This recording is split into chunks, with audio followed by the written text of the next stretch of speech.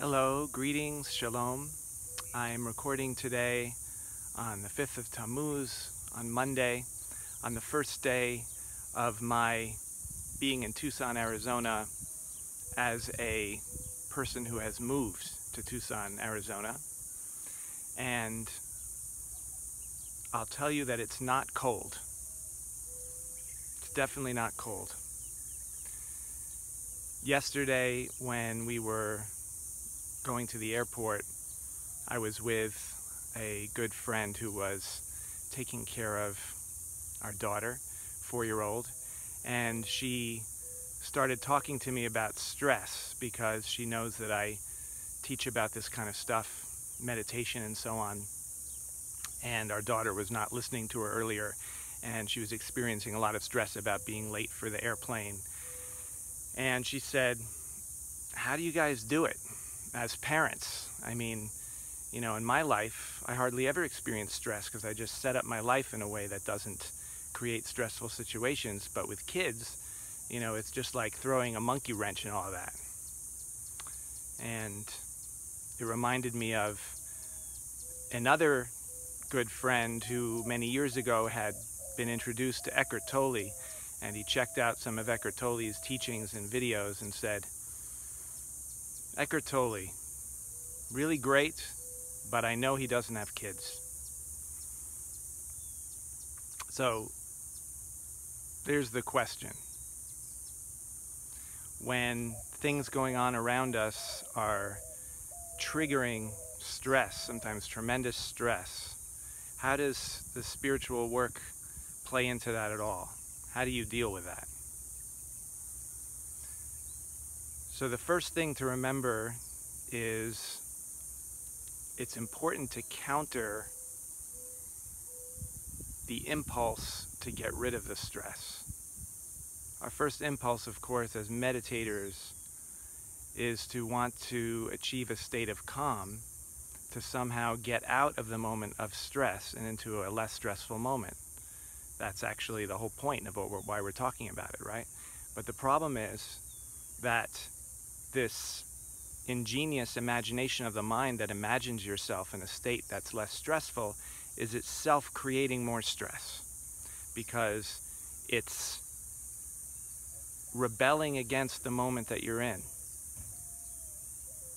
It's denying the reality of the present and reaching for something different, which itself is actually adding another layer of stress onto the situation. So the key in those moments is to train yourself through reminders, like this video, for example, is a reminder, to consciously open and accept the fullness of the moment you're in. So if you're feeling stress, just acknowledging, it's a very effortless acknowledgement. It's not something you have to, a state you have to achieve, or a special vantage point you have to try to get to, but simply and effortlessly acknowledging, here's the stress in this moment, and then feeling it as it is in this moment. In that simple shift, there's a connection that immediately starts to happen with the actual present moment, which prior to this awareness was somewhere, it was there, but it was somewhere in the background. And so when you ask yourself the question, what is happening now in the space of this moment?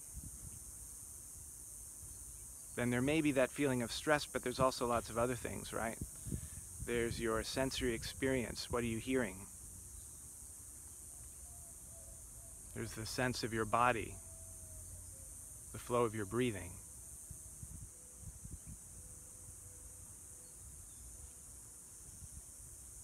There's the gentle waves of change of your sensory experience that are happening now. In this video, you might hear the sound of the insects, the sound of the birds, that are more or less constant, but they're also shifting. They're constantly shifting. So the content of this moment is shifting, and in being aware of what's happening in this moment, there can also be a gentle leaning back into the space within which it's all happening. The space of reality, or the space of consciousness, is supremely passive. It doesn't resist. It doesn't have an opinion. It doesn't have any hopes. It simply is the space within which this moment is arising. And then to notice how your perception of everything that's happening in this moment shifts when you do that, when you connect with the present.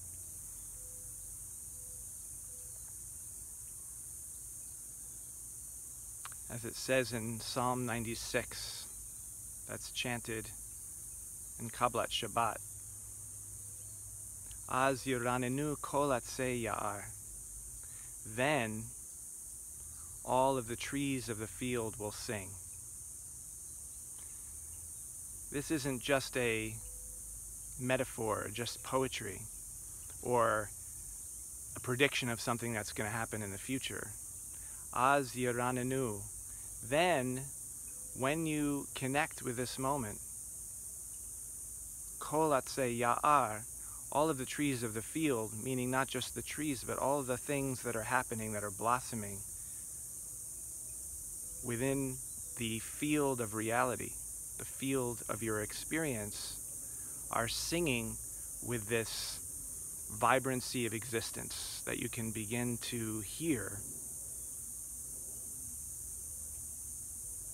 when you allow yourself to not just become open, but rest in the openness that's already there. To allow yourself to be the openness that's always already there. You actually don't have to open or try to open. The openness has to be there, because without that openness, there would be no experience at all. That openness is the space within which your experience is now unfolding. So Baruch Hashem, you should connect with this practice of presence more and more deeply. And I bless you to have a wonderful day through that which is pleasant and that which is unpleasant. To be connected to this openness within which the hot and the cold, the pleasant and the unpleasant, the quiet and the giant Pioneer Plumbing, Heating and Cooling Incorporated, We Do It Right truck comes and then goes, fades away. Be well.